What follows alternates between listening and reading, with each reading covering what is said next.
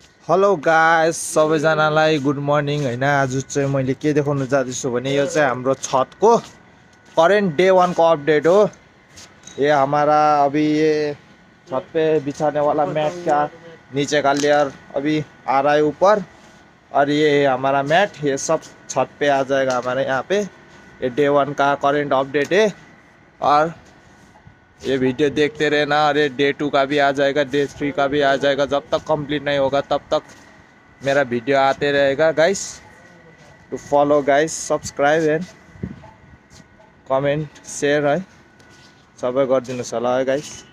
ल bye bye. Hello guys, सबैजनालाई good morning हैन। आज चाहिँ मैले के देखाउन जाँदैछु भने यो चाहिँ हाम्रो छतको करेंट डे 1 को अपडेट हो। ये हमारा अभी ये छत पे बिछाने वाला मैट का नीचे का लेयर अभी आ रहा है ऊपर, और ये हमारा मैट ये सब छत पे आ जाएगा हमारे यहाँ पे। ये डे 1 का करेंट अपडेट है और ये वीडियो देखते रहना। अरे डे 2 का भी आ जाएगा, डे 3 का भी आ जाएगा। जब तक कंप्लीट नहीं होगा तब तक मेरा वीडियो आते रहेगा गाइस।